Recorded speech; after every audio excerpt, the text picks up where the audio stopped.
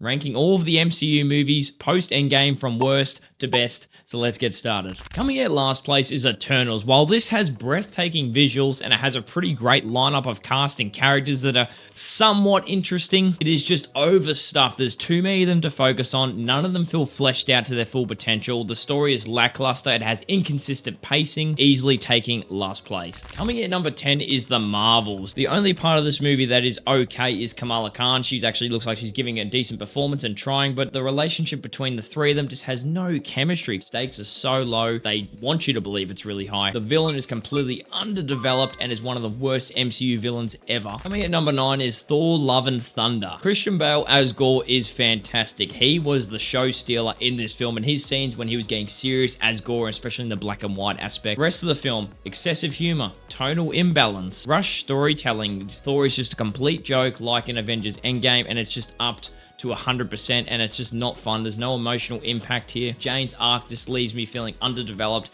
and just wanting me to see more, and we just didn't get it here.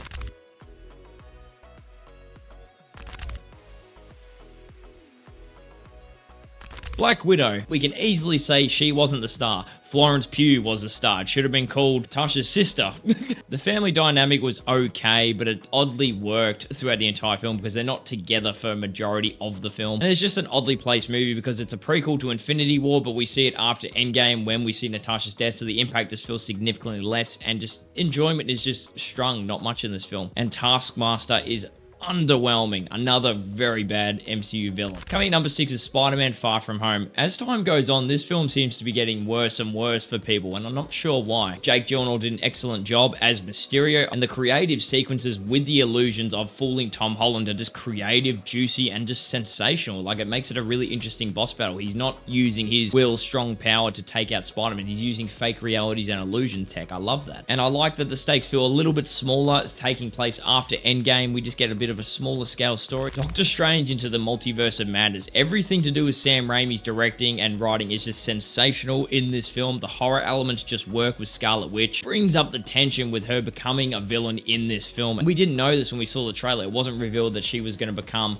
the full Scarlet Witch as the main antagonist. That was really awesome. The multiverse could have been explored more, and I wish it was, but we got to see a lot of cool cameos and cool characters, and overall I had a good time with the story. While it left me wanting more, I still feel like I got enough out of this film. Shang-Chi and the Legend of the Ten Rings. I love the villain's backstory and how he loses his wife, and leading into that emotionally satisfying impact makes me feel for the villain, especially when they have their visually stunning martial art fight scenes. Those are just really engaging and amazing, but the reason this doesn't go further up the list is because the humor is just awful. I think it's some of the worst MCU humor ever, and it has some pacing issues despite some very strong performances from our lead protagonist. Number 3, Black Panther: Wakanda Forever. I did not expect this to be this high on the list. I just found the portrayal of Shuri becoming Black Panther a really interesting story, and Namor, the villain, really great. I really liked how they fleshed out his character more. We saw the reasons why he was pursuing the land and trying to start a war and get Wakanda on his side. It was really interesting. I liked that whole dynamic. They explored that really well, and it honors Chadwick Boseman very well, I find. I felt like it didn't really taint the original Black Panther or really destroy his whole legacy as Black Panther. It felt like they were just passing the mantle on. And a great little cameo from Michael B. Jordan, by the way. Spider-Man: No Way Home. I know people have a lot of problems with this film now, but I am still on that hype train for when it first came out. I've rewatched this film like 10 times, and I can safely say every time I watch it,